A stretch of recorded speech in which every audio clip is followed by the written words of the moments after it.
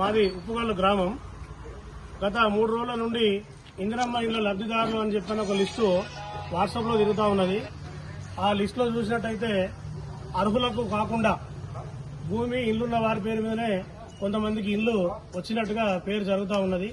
మేము ఈ రోజు పంచాయత్ సెక్రటరీ గారి దగ్గరకు వచ్చి ఏం సార్ మరి కమిటీకి సంబంధించి ఎవరు సెలెక్ట్ చేసినారంటే నాకు తెలియదు, ఎంఆర్ఓ గారి ఆఫీస్ నుండి నాకు ఈ లిస్ట్ వచ్చిందని చెప్తున్నారు. ఇందిరమ్మ కమిటీకి కన్వీనర్ గా పంచాయత్ సెక్రటరీ గారు ఉంటారు. మరి ఆయనకు తెలియకుండా ఇందిరమ్మ కమిటీ అని మా ఉప్పుగల్లో ఇందిరమ్మ కమిటీ చేసుకుని గ్రామ పంచాయతీ ఆవరణలో కాకుండా వారి వ్యక్తిగత ఆవరణలో ఇళ్లను సెలెక్ట్ చేసుకోవడం జరిగింది.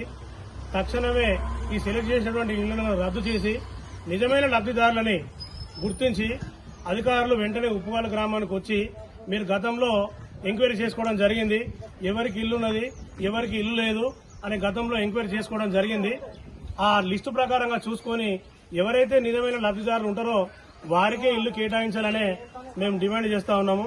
అంతేకాకుండా ఇదేంటని ఇందిరమ్మ కమిటీ సభ్యులతో మాట్లాడితే నువ్వు బీజేపీ పార్టీ కాబట్టి నీకు ఇల్లు ఇయ్యము, నువ్వు టీఆర్ఎస్ పార్టీ కాబట్టి మీకు ఇల్లు ఇయ్యము అని లోపట ఏదో మాట్లాడిగా తెలుస్తా ఉన్నది. మేము ఉప్పుగల్లు గ్రామంలో ఉన్నటువంటి కాంగ్రెస్ పార్టీ నాయకులకు మేము ఒక్క విషయం చెప్పదలుచుకున్నాము. ఈ రోజు మీరు ఇందిరమ్మ ఇల్లు అని చెప్పుకునేటువంటి ఇల్లు ఇది కేంద్ర ప్రభుత్వం ప్రతి ఇంటికి 1,20,000 రూపాయలు ఇస్తా ఉన్నది. రాష్ట్ర ప్రభుత్వము 3,75,000 ఇస్తా ఉన్నది. మరి కేంద్ర ప్రభుత్వం ఇచ్చే ఇళ్లలో మరి మీ వాటా ఏమైనా పార్టీలు గుర్తిస్తాడా?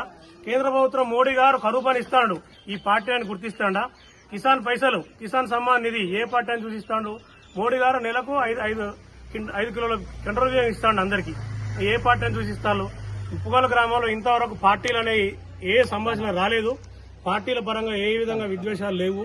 కాబట్టి తక్షణమే ఇందిరమ్మ కమిటీ వాళ్ళు కూర్చొని ఈ సెక్రటరీ గారు కన్వీనర్ అధ్యక్షంలో గ్రామసభ ఏర్పాటు చేసి ఈ ఎవరైతే అనర్హులకు ఇండ్లు ఇచ్చిల్లో వాళ్ళని తీసేసి అర్హులైనటువంటి పేదవాళ్లకి ఇండ్లు ఇవ్వాలని ప్రధానంగా డిమాండ్ చేస్తూ ఈ రోజు దీక్ష చేయడం జరిగింది.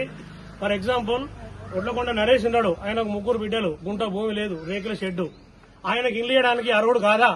బుర్ర తిరుపతి గౌడ్ ఉన్నాడు, ఆయనకు ఇల్లు భూమి లేదు, జాగ లేదు, ఇల్లు కట్టుకోవడానికి ప్లాట్ ఉంది, ఆయన అర్హుడు కాదా? నెక్స్ట్ అదేవిధంగా ఎండి యాకూబ్ పాషా వాళ్ళకు కూడా ఆయన హ్యాండిక్యాప్డ్, ఆయన పెరాలసిస్ వచ్చింది హ్యాండిక్యాప్డ్, ఆయనకు ఇల్లు లేదు, గుంట భూమి కూడా లేదు. కనకమ్మ వీళ్ళకు కూడా ఇల్లు లేదు. పోయి చూడండి, రేకుల షెడ్ కింద మామూలుగా రేకుల షెడ్ ఇట్లా ఆసురు వేసుకొని ఉన్నారు. అట్లనే అదే విధంగా చాలా మంది ఉప్పుగల్లు గ్రామంలో నిరుపేదలు ఇల్లు లేకుండా ఉన్నారు. వీళ్ళందరినీ పక్కవ పెట్టుకుని ఏదో ఈయన న్యాయంబడి తిరుగుతారని ఎంపీటీసో 4 ఇళ్లు, న్యాయంబడి తిరుగుతారని సర్పంచ్ 4 ఇళ్లు, న్యాయంబడి తిరుగుతారని సభ్యులు మన ఇందిరమ్మ